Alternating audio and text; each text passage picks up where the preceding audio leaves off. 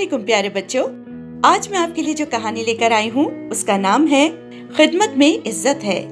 الینا ویسے تو ایک اچھی لڑکی تھی، پڑھنے لکھنے میں ہوشیار اور اپنا کام پوری توجہ سے کرتی تھی۔ امی ابو کی بھی خدمت کرتی اور خیال رکھتی تھی، لیکن اس کی ایک بری عادت تھی، وہ یہ کہ وہ ہر ایک پر اپنا حکم چلانے کی کوشش کرتی تھی۔ جو کچھ بھی ہو بس اس کی مرضی سے ہو، سب اس کے حکم کی تابعداری کریں، اس بارے میں وہ کسی کی نہیں سنتی تھی۔ والدین نے بھی اس کو بہت سمجھایا، مگر اس نے اپنی عادت نہیں چھوڑی۔ یہ دیکھ کر اس کی سہیلیاں بھی اس سے دور دور رہنے لگیں۔ ایک دن سب سہیلیاں اسکول میں بریک میں کھیل رہی تھیں۔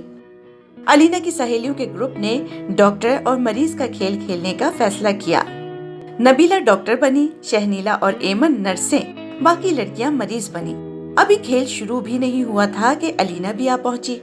اس نے سنا کہ یہاں مریض اور ڈاکٹر کا کھیل کھیلا جا رہا ہے تو اس نے شور مچا دیا، نہیں ڈاکٹر مریض کا نہیں، میں ٹیچر بنوں گی، باقی لڑکیاں اسٹوڈنٹ بنیں گی، شمائلہ اسکول بس کی ڈرائیور بنے گی، بس ہم یہی کھیلیں گے۔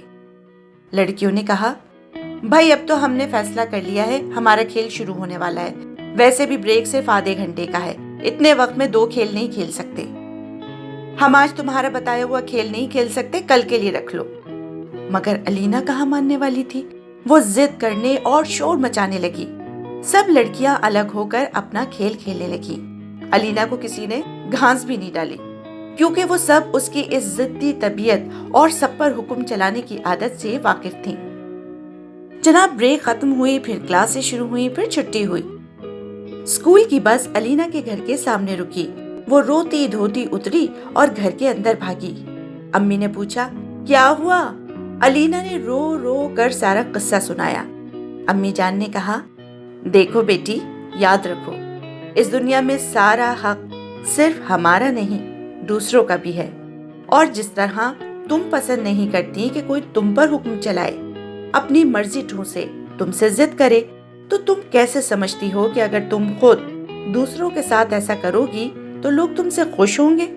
بڑا مرتبہ دوسروں کی خدمت کرنے سے ملتا ہے، ان پر حکم چلانے اور ضد کرنے سے نہیں۔ الینا بہت شرمندہ ہوئی۔ اس دن کے بعد وہ ایک بالکل نئی الینا بن چکی تھی، سب کی دوست اور سب کے کام آنے والی الینا۔